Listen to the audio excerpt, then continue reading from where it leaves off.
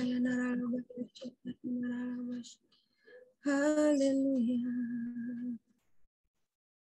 Haleluya.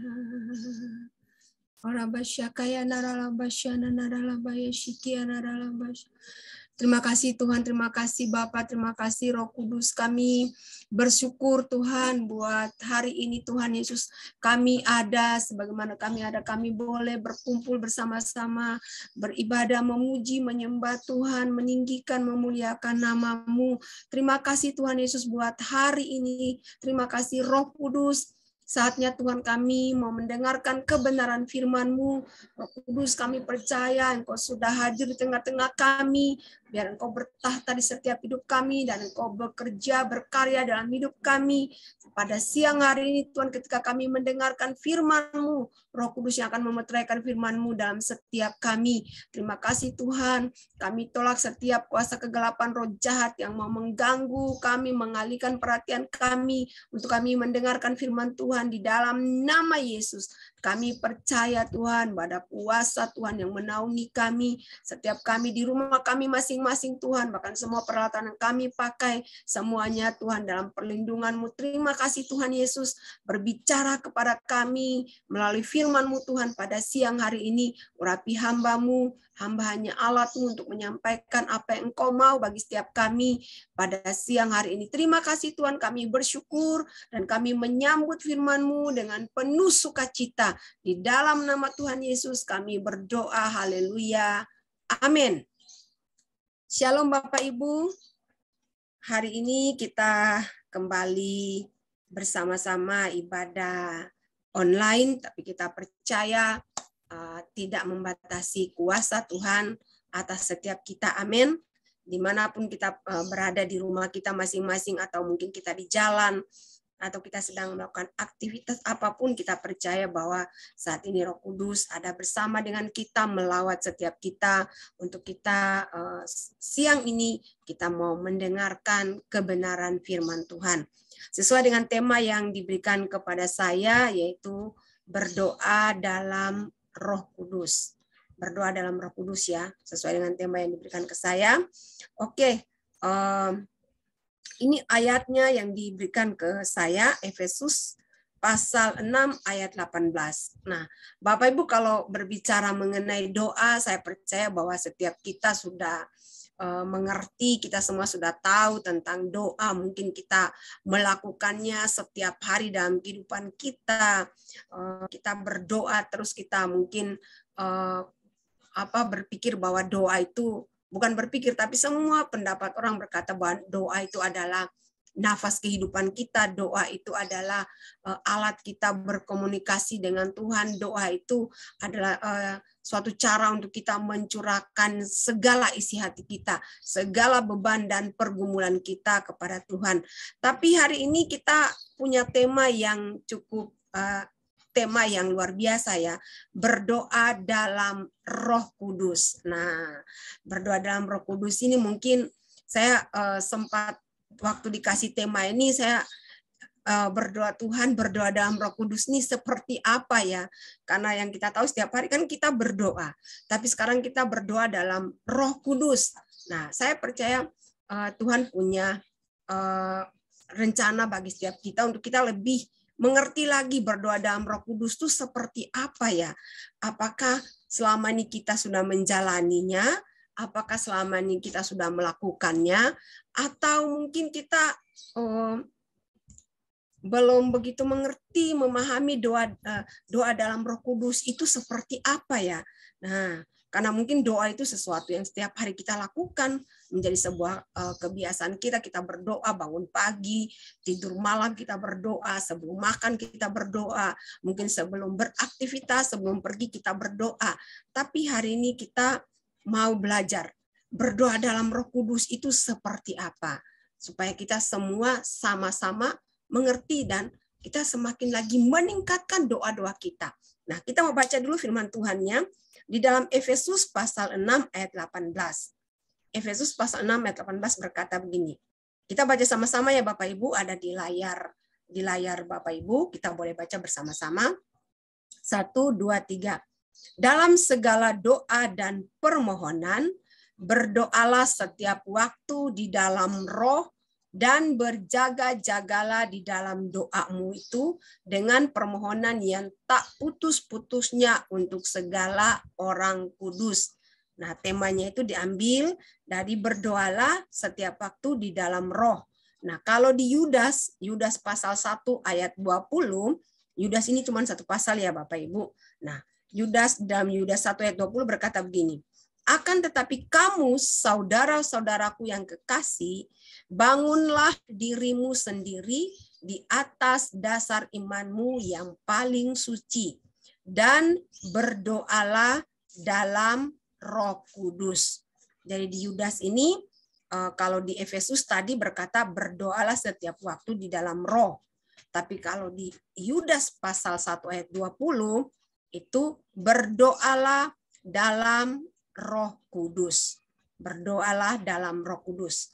Jadi sesuai dengan tema kita hari ini mau belajar tentang berdoa dalam Roh Kudus.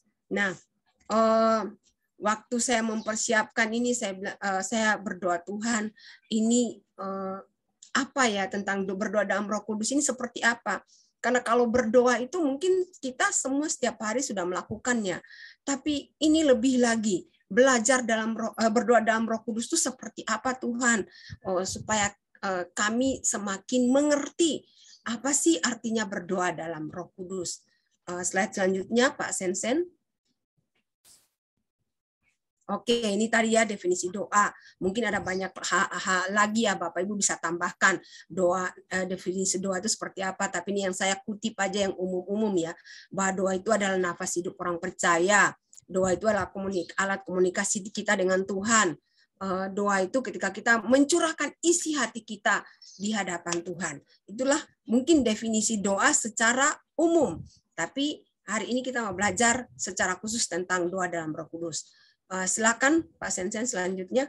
Nah, pertanyaannya, mengapa kita harus berdoa dalam kuasa Roh Kudus?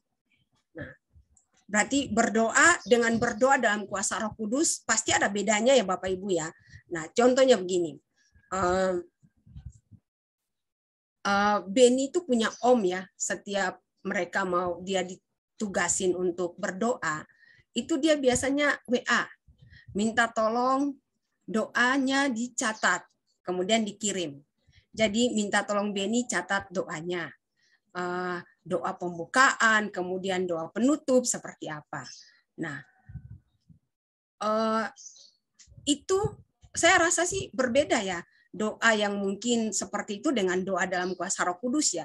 Karena doa yang mungkin kita harus tulis, kita harus catat, atau kita minta ke orang lain untuk menulis, itu berarti kita bukan berdoa dari pimpinan kuasa Roh Kudus, tapi kita berdoa menurut mungkin pikiran orang lain yang dia tuangkan di atas kertas. Nah, tapi ketika kita berdoa dalam kuasa Roh Kudus, kita percaya bahwa Roh Kudus sendiri yang menuntun kita untuk berdoa seperti apa yang Roh Kudus mau. Nah, hari ini kita belajar ada dua hal yang saya mau bagikan. Cuman dua hal ya Bapak Ibu, 2 poin yang saya mau bagikan. Mengapa kita harus berdoa dalam kuasa Roh Kudus. Nah, kalau Bapak Ibu kita baca di Efesus pasal 6 tadi, ayat 10 sampai dengan 19 atau 20 ya, 20. Itu kita akan baca mendapati bahwa itu tentang perlengkapan senjata rohani, perlengkapan rohani yang sudah dijelaskan oleh Ibu Rosita waktu itu ya, perlengkapan senjata rohani. Nah, ketika kita baca di Efesus pasal 6 ini, di atas kan Rasul Paulus berkata, hendaklah kamu kuat di dalam kekuatan kuasanya. Bukan hanya kita harus mempergunakan perlengkapan senjata rohani, tapi dikatakan kita harus kuat di dalam kekuatan kuasanya. Dan kemudian di ayat 18, Rasul Paulus berkata bahwa dari ayat 18 tadi ya, dalam segala doa dan permohonan 17, dan terimalah ketopong keselamatan dan pedang roh yaitu firman Allah. Kemudian 18, dalam segala doa dan permohonan berdoalah setiap waktu di dalam roh. Jadi kita sudah menerima perlengkapan senjata Allah, tapi Rasul Paulus mengajarkan kita untuk berdoa setiap saat di dalam Roh. Pertanyaannya, mengapa kita harus berdoa dalam Roh Kudus? Karena saya membagikan 2 hal aja hari ini. Yaitu pertama, ketika kita berdoa di dalam kuasa Roh Kudus, artinya kita berdoa dengan penuh otoritas. Nah, Bapak Ibu, ketika kita berdoa dalam kuasa Roh Kudus, artinya kita berdoa dengan penuh otoritas. Mengapa? Kalau kita baca di Efesus pasal 6 tadi, bahwa peperangan kita itu bukan melawan darah dan daging, tapi peperangan kita itu melawan pemerintah-pemerintah, penguasa-penguasa, penghulu-penghulu, roh-roh jahat di udara. Nah, sebelumnya saya mau jelaskan dulu tentang otoritas. Saya baca otoritas itu artinya kita diberikan kuasa, kita diberikan hak, dan kita diberikan kuasa untuk memerintah.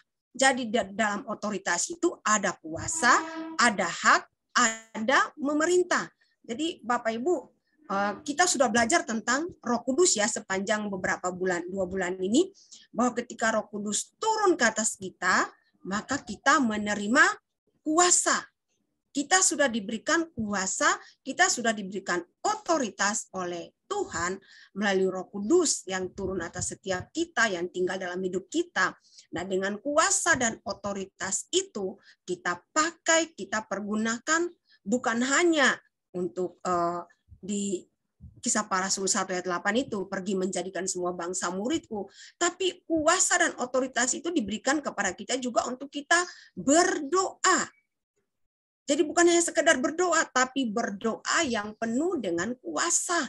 Karena kita sudah diberikan kuasa oleh Roh Kudus. Jadi doa kita bukan lagi doa-doa yang biasa, tapi doa yang penuh kuasa, doa yang memerintah, doa yang dimana kita menyatakan kuasa Tuhan melalui doa-doa kita. Nah, karena apa? Sekali lagi saya mau tekankan bahwa peperangan kita bukan melawan darah dan daging, tapi melawan pemerintah-pemerintah, penguasa-penguasa, penghulu-penghulu, roh-roh jahat di udara. Sebab itu kita harus menghadapi semuanya ini bukan dengan kekuatan manusia, bukan dengan kekuatan kita, tapi dengan kekuatan yang melebihi dari kekuatan pemerintah-pemerintah dan penguasa-penguasa ini. Nah, kekuatan yang melebihi semuanya ini ada di dalam Roh Kudus. Makanya nggak salah kalau Pastor Diana dan Pastor Indri memberikan tema untuk kita berdoa di dalam Roh Kudus. Karena kita harus melawan semua itu dengan kuasa otoritas yang lebih besar daripada kerajaan kegelapan. Nah, dan kekuasaan yang paling besar itu ada di dalam Roh Kudus. Dan Roh Kudus itu sudah kita terima, setiap kita ada dalam diri kita, Roh Kudus ada dalam diri kita. Kalau Roh Kudus ada dalam diri kita, maka kita punya kuasa, kita punya otoritas untuk kita berdoa. Saat kita berdoa, doa kita doa-doa yang penuh dengan kuasa, penuh dengan urapan, penuh dengan otoritas. Bukan hanya sekedar doa-doa yang biasa, bukannya sekedar doa yang liturgi, doa yang mungkin kita setiap hari ucapkan, tapi doa-doa yang diurapi, doa-doa yang berkuasa, doa-doa yang ketika orang mendengar, ketika kuasa kegelapan mendengar, ada urapan, ada otoritas di dalamnya. Itulah berdoa di dalam kuasa Roh Kudus. Makanya Bapak Ibu, sekali lagi, kita nih bukan berjuang melawan darah dan daging, tapi melawan pemerintah-pemerintah, melawan penguasa-penguasa, penghulu-penghulu, roh-roh jahat di udara. Artinya, kita melawan kerajaan kegelapan dengan semua hierarkinya, dan kita perlu kuasa yang lebih besar, dan kuasa itu ada di dalam Roh Kudus. Makanya kita, ketika Roh Kudus ada dalam diri kita, maka kita akan berdoa dengan penuh otoritas atau penuh kuasa. Selanjutnya, slide selanjutnya Pak Sensen. Saya kasih contoh Bapak Ibu di Alkitab, banyak contoh-contoh doa yang penuh otoritas, doa yang memerintah, doa yang ini dilakukan oleh rasul-rasul ya, ada Rasul Petrus, ada Rasul Paulus, mereka melakukan doa-doa yang luar biasa, doa-doa yang penuh dengan otoritas. Nah, kita mau belajar dari mereka. Yang pertama kita lihat di Kisah Para Rasul 3 ayat 1 sampai 10. Nah, Bapak Ibu mungkin nggak usah baca karena terlalu panjang ya. Tapi Bapak Ibu bisa tahu ayat di dalam pasal ini temanya itu Petrus menyembuhkan orang lumpuh. Nah, kita tahu ceritanya ketika Rasul Petrus sudah dipenuhi Roh Kudus, dan ketika dia dan Rasul Yohanes mau naik ke bait suci. Nah, di situ di pintu gerbang indah itu ada orang lumpuh yang sudah bertahun-tahun duduk di situ. Dan ketika dia melihat Petrus dan Yohanes datang ke bait suci, dia minta uang, biasa dia minta sedekah ya. Tapi Petrus berkata bahwa emas dan perak tidak ada padaku, tapi apa yang aku punya aku berikan. Yaitu apa? Dalam nama Yesus dikatakan apa? Bangkitlah. Jadi Rasul Petrus itu memerintah. Ada kuasa, ada otoritas di dalam perkataan Rasul Petrus ketika dia berkata kepada orang lumpuh itu. Ya, di Kisah Para Rasul 3 ayat 6. Tetapi Petrus berkata, emas dan perak tidak ada padaku, tetapi apa yang kupunyai kuberikan kepadamu. Demi nama Yesus Kristus orang Nazaret itu, berjalanlah. Jadi ada otoritas di sana, ada Rasul Petrus ketika dia berkata berjalanlah, itu dia sedang memerintah, dia memberikan perintah kepada orang lumpuh itu untuk berjalan. Dan saya percaya kalau tanpa kuasa di dalam diri Rasul Petrus, nggak mungkin dia bisa berbicara seperti itu. Tapi ketika dia percaya bahwa ada kuasa dalam dirinya, yaitu Roh Kudus yang sudah mengurapi dia, ketika dia berkata kepada orang lumpuh itu, berjalanlah. Maka kita baca selanjutnya di ayat-ayat itu, orang itu berjalan. Bukan hanya berjalan, dia melompat-lompat.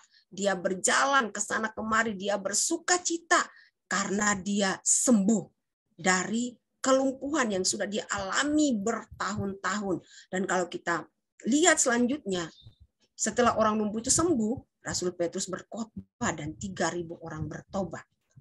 Karena ada mujizat yang terjadi.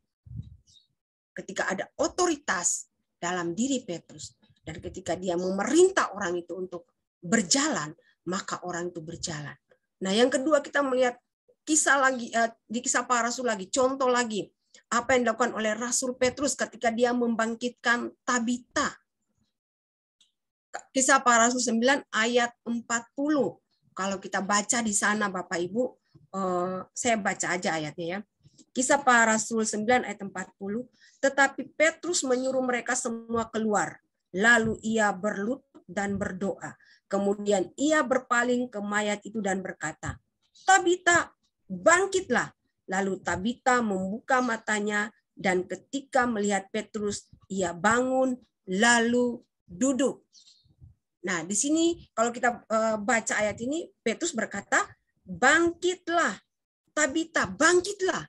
Jadi dia memerintah lagi, dia perintahkan, Tabita, bangkitlah. Nah, saya percaya sekali lagi bahwa ketika Roh Kudus ada dalam diri kita, maka ketika kita berbicara, bukan lagi dari diri kita, tapi dari kuasa Tuhan yang ada dalam setiap kita, yaitu Roh Kudus. Apa yang dilakukan oleh Petrus, sehingga dia memerintah tadi orang lumpuh bisa berjalan, kemudian Tabita dia perintahkan untuk bangkit dan bangkit. Firman Tuhan berkata bahwa Tabita bangun dan duduk. Dia bangkit dan dia duduk. Jadi ini contoh-contoh ketika orang yang punya otoritas, orang yang punya kuasa, ketika ada Roh Kudus dalam diri orang itu, dia bisa melakukan hal-hal yang di luar kemampuan manusia. Yaitu bisa menyembuhkan orang lumpuh, bisa membangkitkan orang mati. Dan itu bisa terjadi karena ada kuasa Allah, kuasa Roh Kudus dalam setiap orang percaya. Dan saya percaya bahwa apa yang terjadi di Rasul Petrus itu juga bisa terjadi buat setiap kita. Kenapa? Karena Roh Kudus yang sama yang ada di dalam diri Petrus ada juga di dalam diri kita, Bapak, Ibu, saya, dan saudara. Ada Roh Kudus dalam setiap kita. Kita punya otoritas, punya kuasa yang sama, yaitu Roh Kudus. Itu yang kedua. Yang ketiga, kita melihat contoh lagi. Ini Paulus dan Barnabas, mereka di Pulau Siprus. Ketika mereka melayani di sana, di Kisah Para Rasul pasal 13, Kisah Para Rasul pasal 13 ayat 4 sampai dengan 12. Nah, itu menceritakan tentang Rasul Paulus dan Barnabas yang melayani di Pulau Siprus. Nah, saya baca dari yang ayat 4 ya, nggak usah sampai 12 ya, kepanjangan. Oleh karena disuruh Roh Kudus, Barnabas dan Saulus berangkat ke Seleukia, dan dari situ mereka berlayar ke Siprus. Setibanya di Salamis, terlalu panjang ya, saya baca di bawah aja. Dari ayat 7. Ia adalah kawan, dari ayat 6 Bapak Ibu. Mereka mengelilingi seluruh pulau itu sampai ke Pafos. Di situ mereka bertemu dengan seorang Yahudi yang bernama Bar Yesus. Ia seorang tukang sihir dan nabi palsu.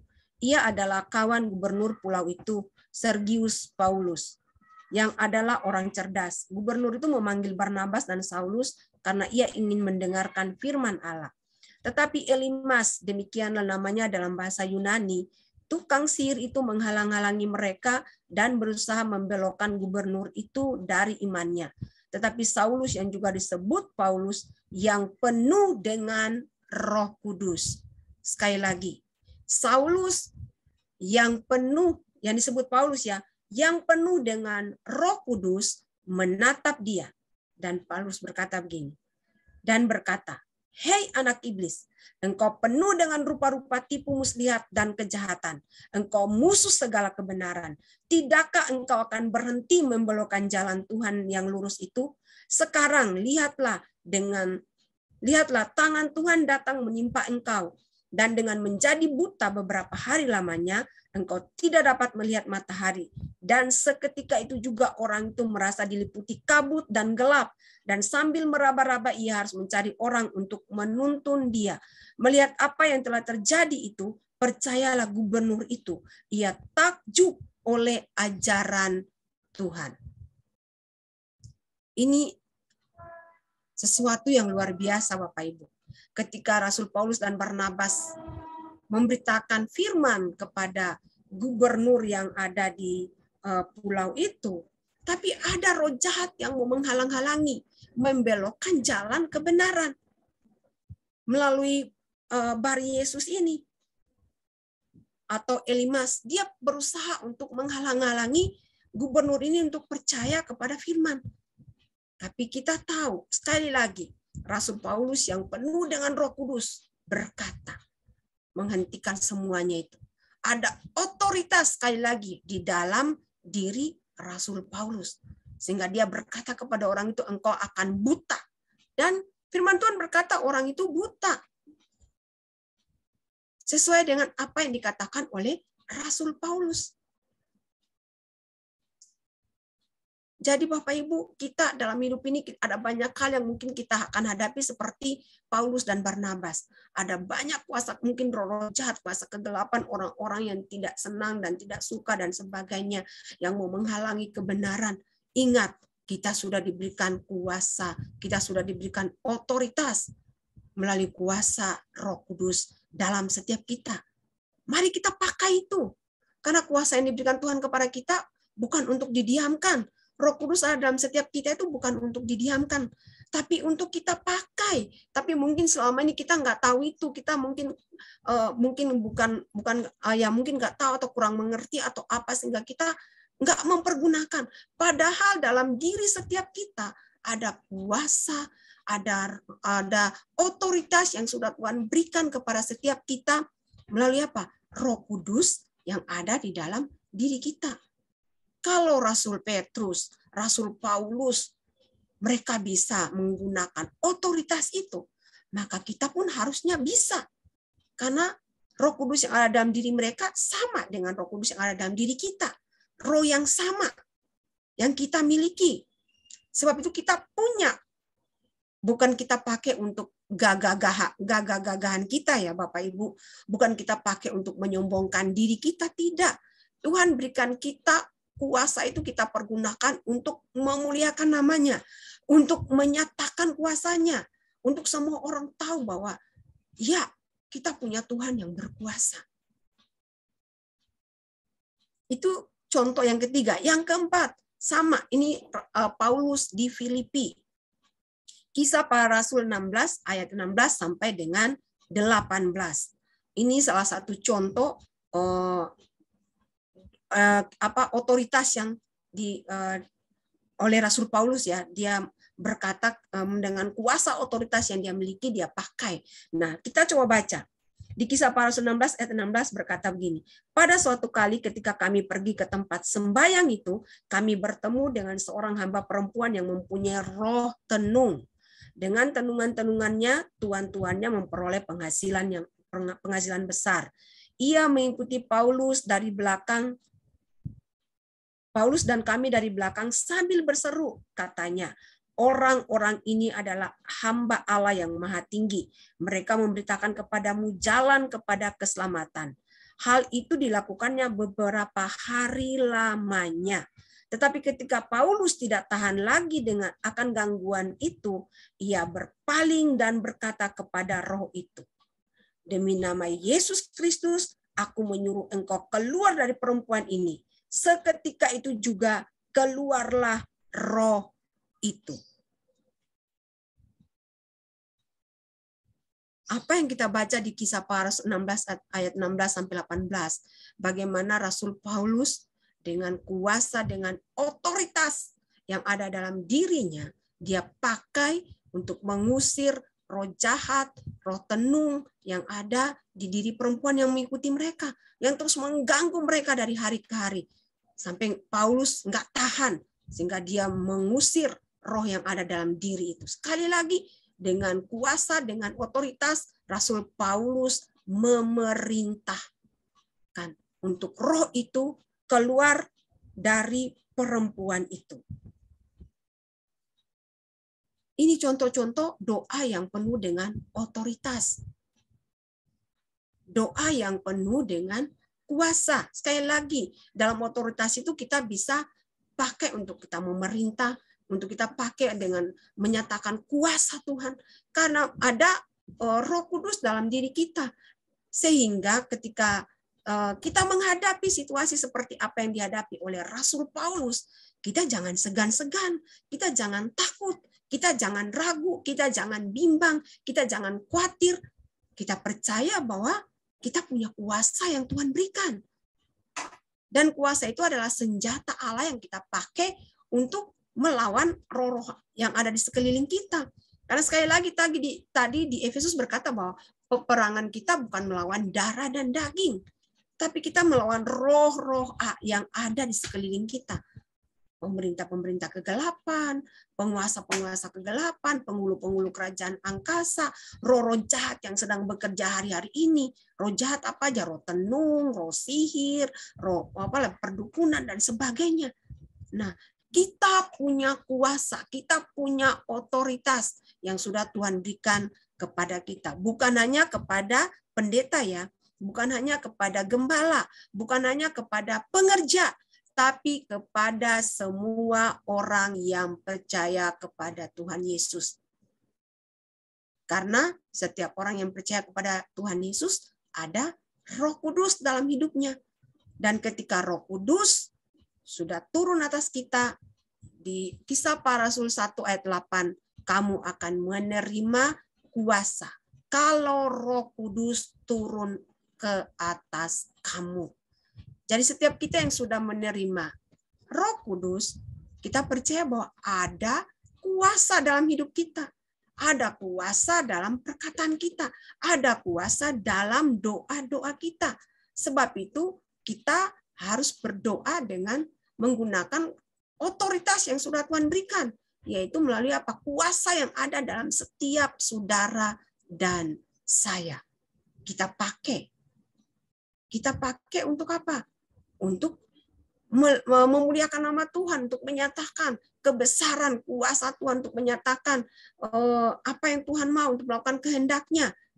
Seperti apa yang dilakukan oleh Petrus dan Paulus, dan masih banyak lagi contoh-contoh dalam Alkitab yang kalau kita baca, Tuhan Yesus sendiri pun melakukan hal itu ketika dia menghadapi orang, dia mendoakan orang sakit, dia memerintahkan.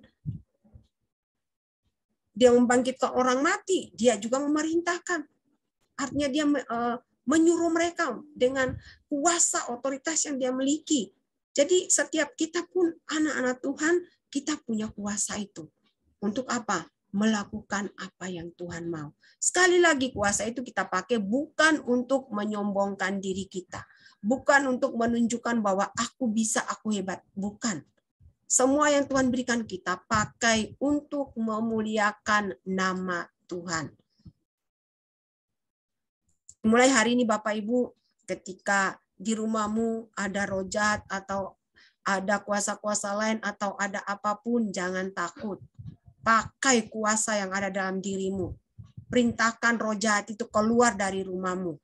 Kamu punya otoritas, kita punya otoritas, kita punya kuasa yang sudah Tuhan berikan. Jadi kita mungkin kalau kita itu panggil pendeta atau pengerja, bukan nggak boleh Bapak Ibu. Tapi sekali lagi, kita sudah belajar tentang Roh Kudus sepanjang 2 bulan ini. Roh Kudus ada dalam setiap kita. Roh Kudus yang sama ada dalam setiap diri orang percaya. Bukan hanya ada di dalam diri hamba Tuhan, tapi di dalam diri setiap orang percaya. Berarti kita punya otoritas dan kuasa yang sama kita pakai. Kita lawan semuanya itu. Kita lawan semua kuasa-kuasa yang ada di sekeliling kita. Bahkan kalau ada orang sakit, kita doakan. Seperti Rasul Petrus berkata, buat orang lumpuh. Ketika dia berkata kepada Tabita, bahkan dikatakan Rasul Petrus bayangannya aja orang sakit sembuh. Karena ada kuasa. Rasul Paulus sapu tangan yang dibawa orang, didoakan, ditaruh ke orang sakit sembuh. Karena bukan sapu tangannya, tapi karena ada kuasa, ada urapan. Jadi Bapak Ibu, kita semua punya kuasa dan urapan yang sama. Pakai itu. Ketika ada keluarga kita yang sakit, mari kita doakan. Doakan dengan penuh otoritas dan keyakinan bahwa Tuhan sudah memberikan kita kuasa untuk kita doakan. Kita halaukan semua, kita perintahkan semua kuasa-kuasa kegelapan seperti yang Rasul Paulus lakukan. Nanti kita boleh baca di rumah ayat-ayat ini ya Bapak Ibu. Supaya kita semakin mengerti bahwa kita punya otoritas. Jadi Bapak Ibu, ketika kita berdoa dalam Roh Kudus, artinya kita memakai kuasa atau otoritas yang sudah Tuhan berikan, yang diberikan Roh Kudus bagi setiap orang percaya. Bukan kepada pelayan Tuhan ya, tapi kepada setiap orang percaya.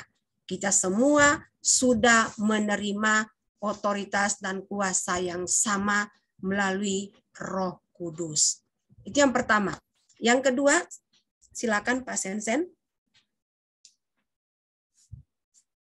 Oke, yang kedua kita berdoa. Berdoa dalam Roh Kudus artinya pertama tadi kita berdoa dengan otoritas, dalam otoritas. Yang kedua kita berdoa menurut kehendak Allah. Nah, menurut kehendak Allah. Jadi kita berdoa menurut kehendak yang Tuhan mau, dan kehendak yang Tuhan mau itu kita tahu dari siapa? Dari Roh Kudus. Roh Kudus yang akan menuntun kita untuk kita mengerti kehendak Bapa. Melalui firman Tuhan, Roh Kudus menuntun kita untuk mengerti apa sih yang Tuhan mau untuk kita doakan. Jadi berdoa dalam Roh Kudus artinya kita berdoa menurut kehendaknya, bukan menurut kehendak kita, tapi menurut kehendak Tuhan. Coba kita baca di Roma 8 ayat 26 sampai 27. Ayatnya sudah saya tampilkan di sini ya. Demikianlah juga Roh membantu kita dalam segala kelemahan kita. Sebab kita tidak tahu bagaimana sebenarnya harus berdoa, tetapi Roh sendiri berdoa untuk kita kepada Allah dengan keluhan-keluhan yang tidak terucapkan.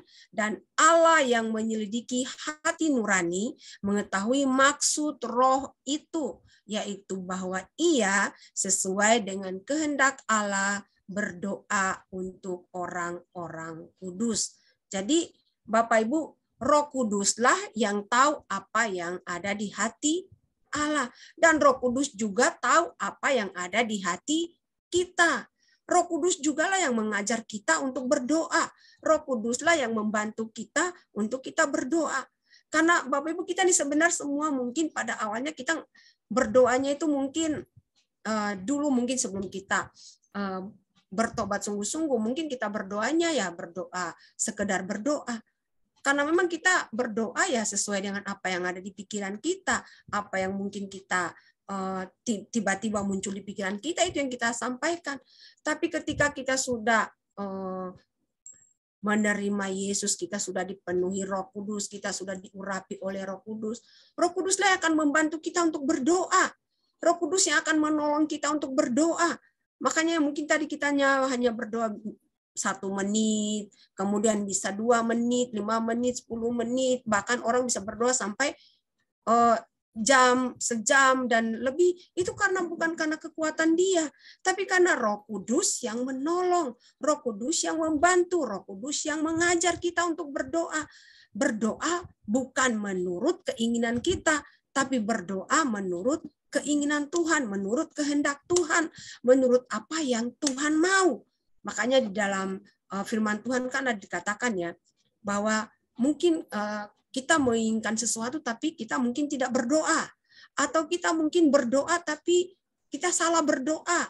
Karena yang kita doakan itu hal-hal yang mungkin kita mau habiskan menurut hawa nafsu kita. Sehingga doa kita tidak dijawab. Tapi kalau kita berdoa menurut pimpinan Roh Kudus, menurut pimpinan Tuhan, menurut kehendak Tuhan, saya percaya kita berdoa sesuai dengan apa yang Tuhan mau, apa yang Tuhan inginkan. Bapak Ibu seringkali kan di pikiran kita nih timbul banyak keinginan. Kita pengen ini, pengen itu, pengen yang lebih besar lagi, pengen yang mungkin kita udah punya rumah kecil, kita pengen rumah yang besar. Mungkin kita pengen punya mobil, kita pengen punya apa. Banyak hal yang mungkin bisa timbul di pikiran kita, keinginan kita.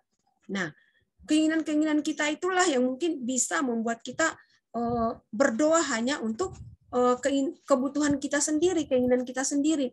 Tapi kalau kita menyerahkan kita dan kita berdoa sesuai dengan di dalam Roh Kudus, kita doa dalam tuntunan Roh Kudus, maka Roh Kuduslah akan menuntun kita untuk kita berdoa.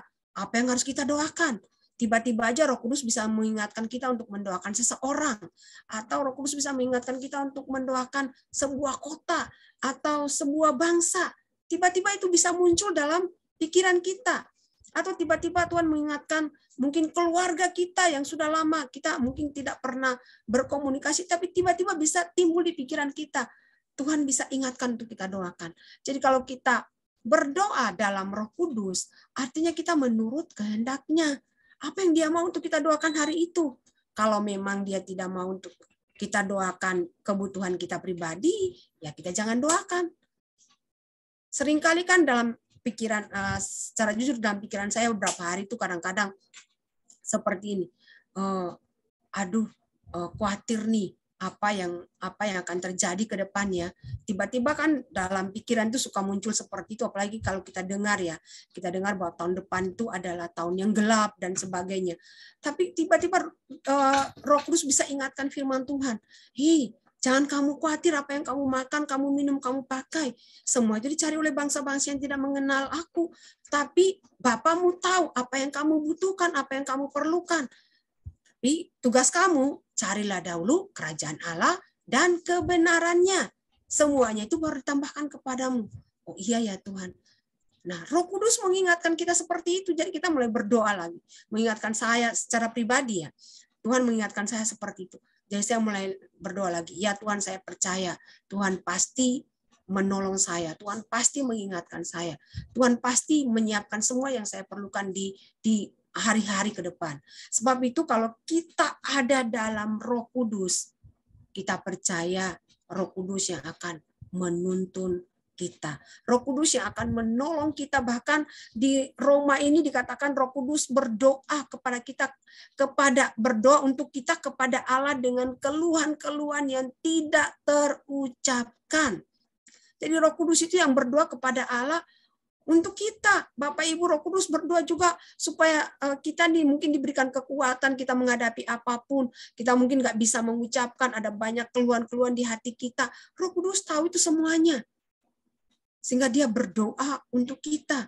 Dan Roh Kudus juga tahu apa yang ada di hati Allah. Roh Kudus itu mengetahui maksud apa yang ada di hati Allah. Dan dia menyatakan itu kepada kita, makanya dikatakan bahwa dan Allah menyelidiki hati nurani, mengetahui maksud roh itu, yaitu bahwa ia sesuai dengan kehendak Allah berdoa untuk orang-orang kudus.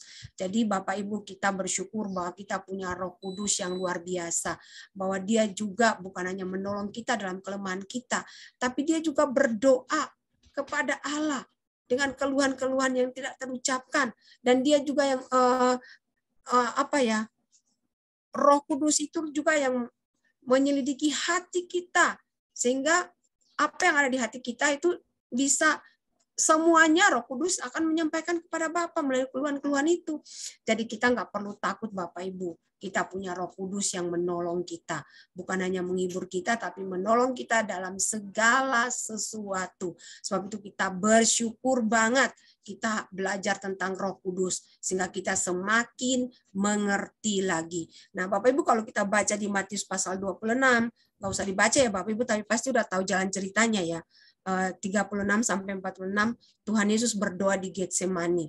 Nah, ini ada kata-kata Tuhan Yesus berkata, jadilah kehendakmu.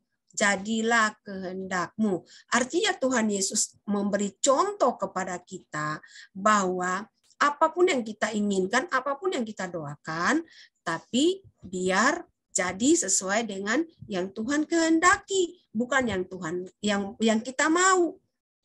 Tuhan Yesus mau supaya dia nggak menghadapi penderitaan, tapi sekali lagi Tuhan Yesus berkata, bukan kehendakku, tapi kehendakmu lah yang jadi. Sekali lagi Tuhan Yesus mengajarkan kita bahwa dalam segala doa-doa kita, mari kita berdoa menurut apapun yang kita doakan, boleh. Tapi sekali lagi kita mau katakan, biar jadi menurut kehendak Allah. Sebab kehendak Allah itulah yang terbaik buat kita. Tuhan tahu yang terbaik buat kita. Tuhan tahu apa yang harus Dia berikan buat kita. Walaupun mungkin tidak sesuai dengan yang kita inginkan, tapi yang dari Tuhan itu pasti yang terbaik.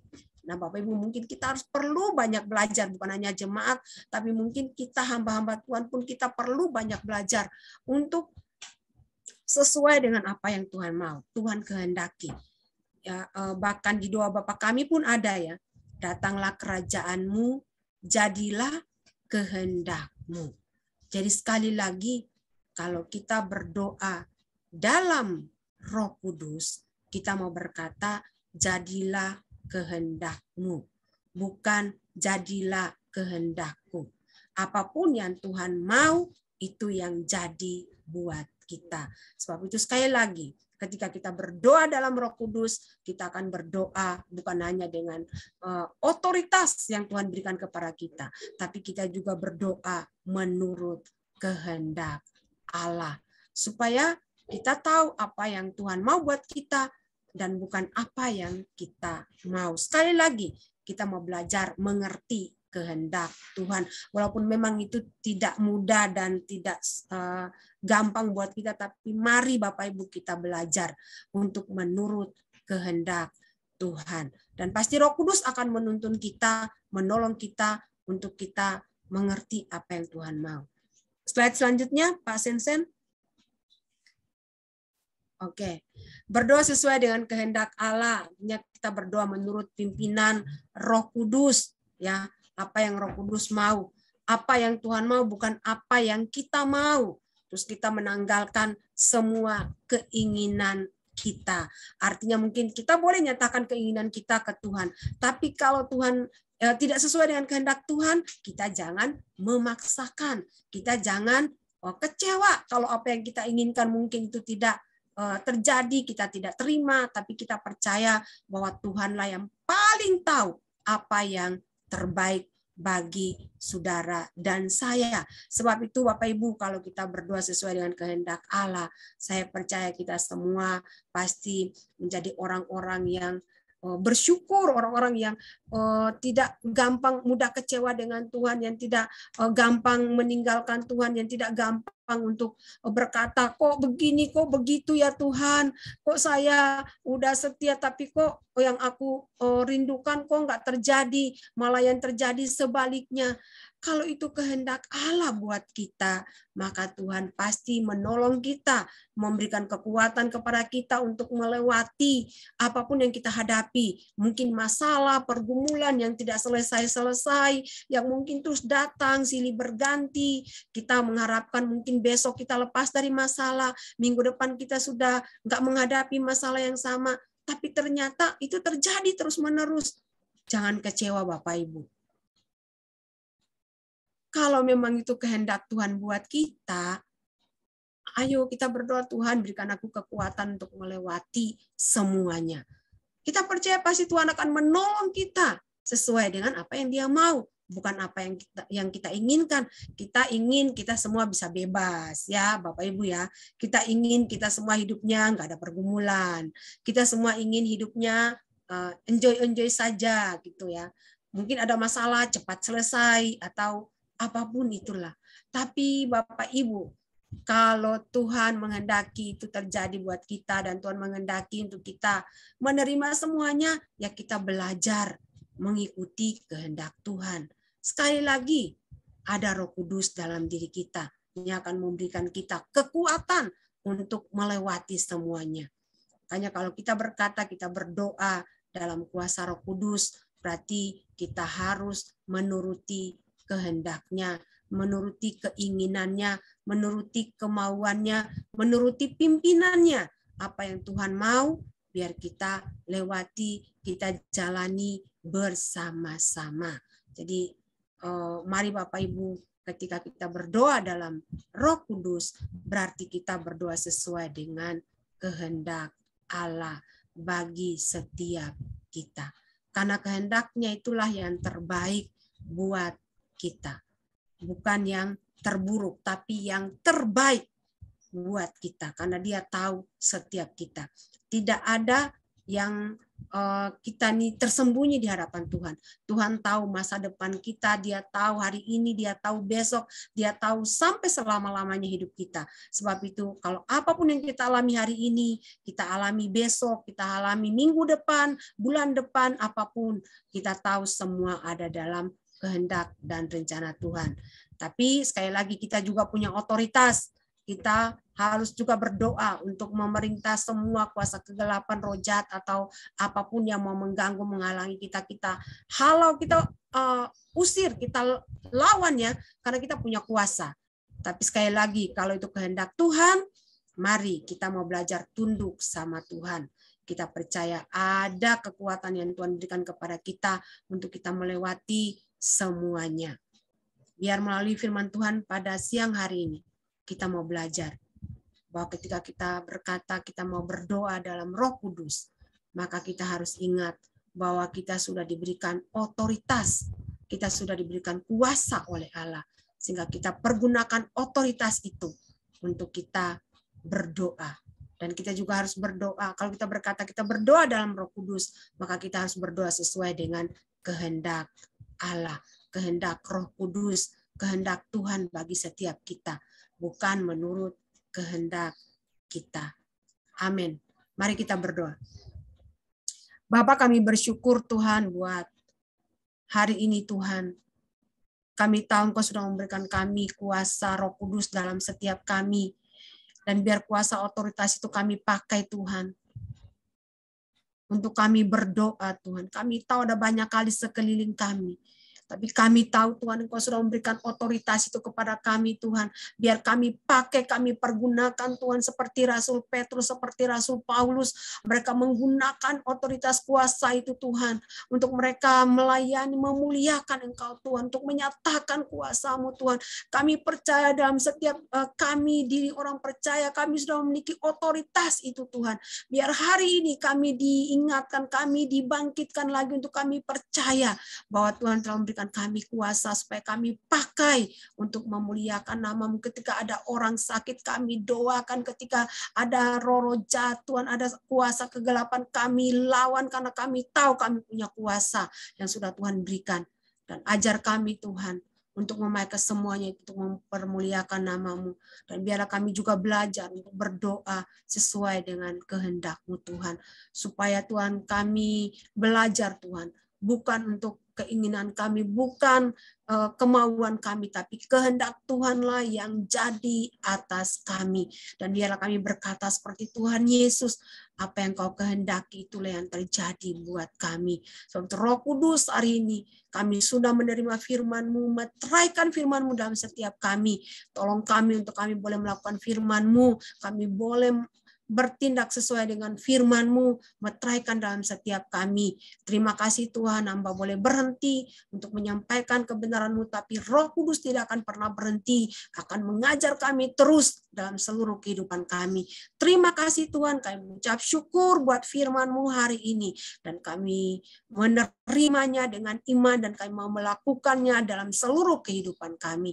Terpuji nama-Mu, di dalam nama Tuhan Yesus kami berdoa. Haleluya. Mari kita semua yang percaya katakan amin. Saya serahkan buat Bu Indri.